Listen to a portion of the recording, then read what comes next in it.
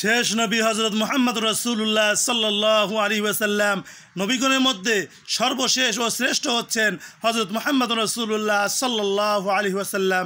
তার উপর নাজিল হয়েছে আল কোরআন। সর্বকালের সর্বযুগের মানুষের তার জন্য তার পছন্দনীয় পথ কি, এই পবিত্র গ্রন্থে মহান আল্লাহ তাআলা বলে দিয়েছেন। রাসূলুল্লাহ সাল্লাল্লাহু আলাইহি ওয়াসাল্লাম আল্লাহর দ্বীন তথা ইসলামকে পূর্ণরূপে প্রতিষ্ঠিত করে গিয়েছেন। এ জীবন ব্যবস্থা সব মানুষের জন্য আল্লাহ মনোনীত একমাত্র ধর্ম, একমাত্র জীবন ব্যবস্থা। তাই আল কোরআনে সর্বশেষ নাজিল হওয়া আয়াতের মধ্যে আল্লাহ তাআলা বলে দিয়েছেন, আল ইয়াউমা আকমালতু লাকুম দীনাকুম ওয়া আতমামতু আলাইকুম নিআমাতি ওয়া রাদিতু লাকুমুল ইসলাম দীনা।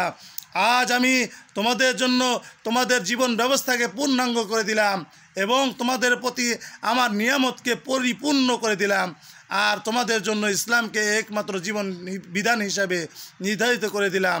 সূরা আল মায়েদা।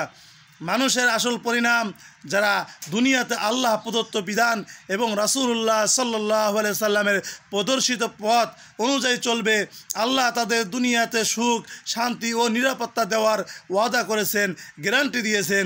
যেমন খোলাফায়ে রাশিদিন এবং যুগে যুগে ন্যায়পরায়ণ আল্লাহ ভীরু শাসকের অধীনে মানুষ ইনসাফ সুবিচার পেয়েছিল, শোষণ নির্যাতন থেকে সম্পূর্ণ মুক্ত ছিল। কিন্তু এর থেকেও আল্লাহ বড় সফলতা দেবেন আখিরাতে। আখিরাতে হচ্ছে মৃত্যুর পরবর্তীকালের কিয়ামতের পর আল্লাহ পৃথিবীতে সব মানুষকে পুনরুজ্জীবিত ও একত্রিত করবেন। সেদিন মানুষের যাবতীয় কাজের হিসাব নেওয়া হবে। দুনিয়ায় যারা আল্লাহর হুকুম মেনেছে, নবীর পথে চলেছে, তাদের চিরকালের জন্য জান্নাত, চিরন্তন সুখের স্থান দেওয়া হবে। আর যারা কর্মের স্বাধীনতার সুযোগে উচ্ছৃঙ্খলতা ও আল্লাহদ্রোহিতার পথ অবলম্বন করেছে, আল্লাহ বিরোধী অবলম্বন করার কারণে, আল্লাহ বিরোধী পথ অবলম্বন করার কারণে তাদের ভোগ করতে হবে কঠিন শাস্তি, তাদের পরিণাম হবে জাহান্নাম। বোকা ও অহংকারী, স্বল্পজ্ঞানী আর পণ্ডিত নামধারী কিছু গোঁড়া ব্যক্তি আখিরাতকে অস্বীকার করতে চায়।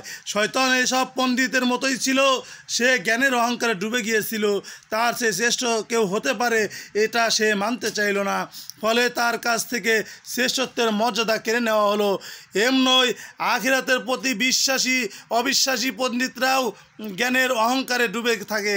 তাদের ধারণার বাইরে যে আরও কিছু থাকতে পারে তা তারা বিশ্বাস করতে চায় না, অথচ একটু খোলা মনে চারিদিকে তাকালেই চিন্তা করলে সহজেই বোঝা যায়, শুকিয়ে যাওয়া মাটিতে বৃষ্টি হওয়ার পরই ঘাস জন্মায়, ঘাস গজায় কিভাবে, শীতের জীর্ণতার পরেই আসে বসন্তের সজীবতা, দিনের পরে বা রাত্রি কিভাবে নেমে আসে। আল্লাহ দেওয়া নিয়ম অনুযায়ী প্রকৃতিতে যখন এরকম বিপরীতে অবস্থান সৃষ্টি হতে পারে, তখন সেই আল্লাহ মৃত মানুষের আবার সহজেই জীবন দিতে পারবেন। এটা কেন বিশ্বাস করতে চান না আপনি? অবশ্যই বিশ্বাস করবেন আল্লাহ তাআলা যে আপনাকে আমাকে জীবিত করতে পারবেন, সেটাকে আমাদের পূর্ণাঙ্গ বিশ্বাস করতে হবে। দুনিয়া হলো পরীক্ষার স্থান, আর আখিরাত ফল লাভের স্থান।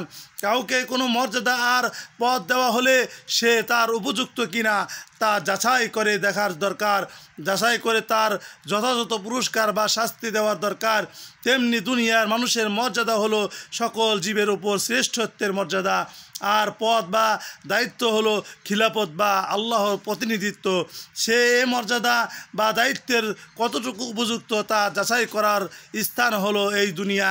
তাই সে আল্লাহ এবং রাসূলের সাল্লাল্লাহু আলাইহি ওয়াসাল্লামের পথে নিজের শ্রেষ্ঠত্বের প্রমাণ দিতে পারে।